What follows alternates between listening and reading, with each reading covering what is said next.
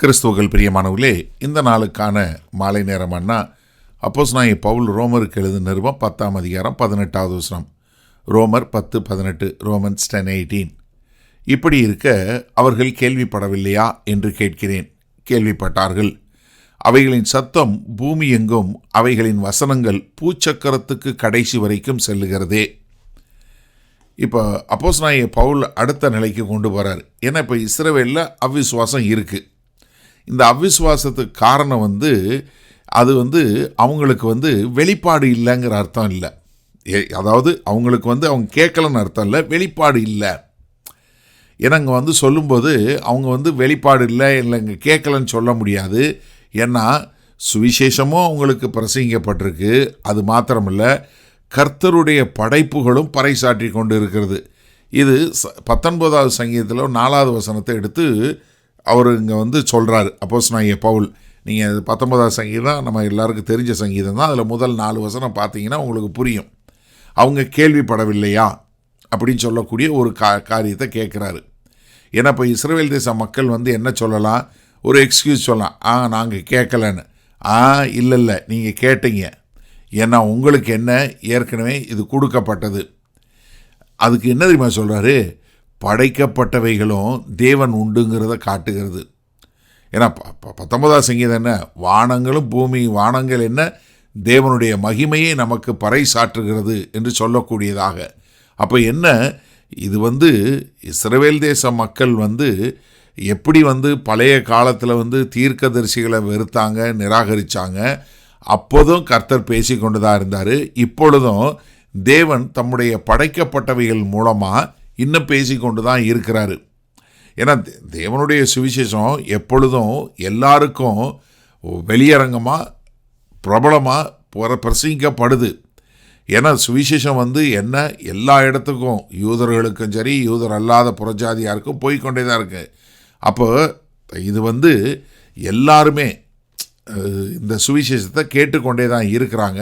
ஆனாலும் அவர்களுக்குள்ளே என்ன இருக்குது, ஒரு அறியாமையும் சுவிசேஷத்தை வெறுத்து ஒதுக்கக்கூடிய ஒரு தன்மையும் இருக்குது.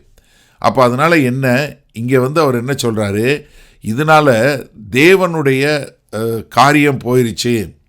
ஏன்னா தேவனுடைய சத்தத்தை அவங்க இஸ்ரவேல் தேச மக்கள் கேட்கல, அதனால் அவங்க கர்த்தரை தெரிஞ்சு கொள்ளலைன்னு நீங்கள் சொல்ல முடியாது. ஏன்னா இஸ்ரவேல் தேச மக்கள் கேட்டாங்க, ஆனால் அவங்க கீழ்ப்படிவதற்கு மறுத்து விட்டார்கள். கீழ்ப்படியாமல் விட்டுட்டாங்க. என்ன, அவங்க சுவிசேஷத்துக்கு கீழ்ப்படியலை. ஏன்னா ரோமர் 1வது அதிகாரம் 19-20 சொல்லும்போது இதைத்தான் சொன்னார். அதனால தான் அங்கே சொல்லும்போது என்ன, கர்த்தர் எப்பொழுதும் சொல்லி கொண்டு தான் இருக்கிறாரு, ஆனால் அவர்கள் அதற்கு கீழ்ப்படியவில்லை. சரி, இந்த நாளில் இந்த வசனத்தை நம்ம எப்படி எடுத்துக்கொள்வது? எனக்கு அருமையானவர்கள் நன்றாக தெரிஞ்சு கொள்ளுங்க. இன்றைக்கும் இயேசு கிறிஸ்துவை நிராகரித்து வெறுத்து ஏற்றுக்கொள்ளாத ஜனங்கள் உண்டு. ஆனால் தெளிவாக தெரியுங்க, கர்த்தர் இன்றைக்கும் பேசி கொண்டு தான் இருக்கிறாரு. அண்ணே எப்படி பேசுகிறார் நீங்கள் கேட்கலாம். வேத வசனத்தின் மூலமாய் பேசுகிறார். அவர் படைத்த ஒவ்வொரு காரியமும், நீங்கள் ஒரு தேவன் உண்டா இல்லையா என்று சொல்வதற்கு உங்கள் கண்களை திறந்து நீங்கள் பார்த்தாலே போதும். அதே மாதிரி சுவிசேஷம், இந்த 3 காரியமும், வேத வசனம், படைக்கப்பட்டவைகள், சுவிசேஷ செய்தி, இது எல்லாம் போய்கொண்டே தான் இருக்குது. அதனால் என்ன சொல்ல முடியாது, எந்த ஒரு மனுஷனும் கர்த்தர் எனக்கு சொல்லவே இல்லை, கர்த்தர் அமைதியாக இருந்தார் அப்படின்னு சொல்லவே முடியாது.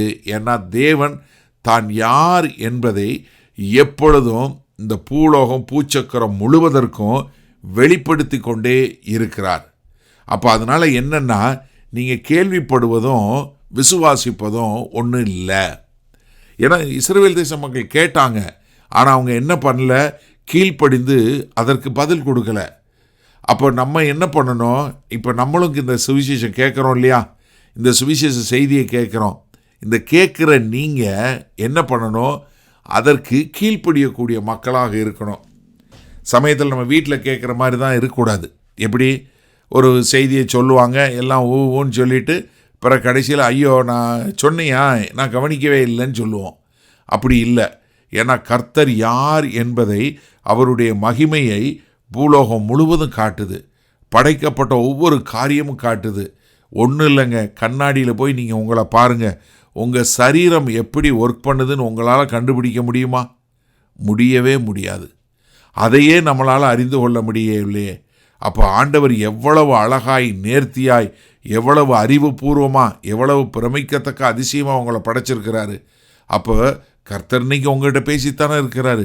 உங்கள் சரீரமே ஒரு சாட்சியாக இருக்கிறதே. அப்போ அவருடைய செய்திக்கு நம்ம கீழ்ப்படிந்து அவரை ஏற்றுக்கொண்டு வாழ நம்ம ஒப்பு கொடுப்போமா? மகா கிருபையும் இரக்கம் நிறைந்த எங்கள் அன்பின் தகப்பனே, நீங்கள் இப்பொழுதும் பேசி கொண்டு இருக்கிறீங்க. உம்முடைய வசனத்தின் மூலமாய், உம்முடைய படைப்புகளின் மூலமாய், சுவிசேஷத்தின் மூலமாய் கேட்கிற எல்லாரும் ஆண்டவரே அமைதியாய் இருந்து விடாதபடி, இஸ்ரவேலில் அவிசுவாசம் இருந்தபடி இல்லாதபடி, நாங்கள் அதற்கு செவி கொடுத்து கீழ்ப்படிந்து உம்மை விசுவாசித்து வாழ எங்களை ஒப்புக் கொடுக்கிறோம். இயேசு கிறிஸ்துவின் மூலம் பிதாவே, ஆமேன். கர்த்தர் உங்களை ஆசீர்வதிப்பாராக. நாம் நாளை காலை தினசரி தியானத்தில் சந்திப்போம். Good night.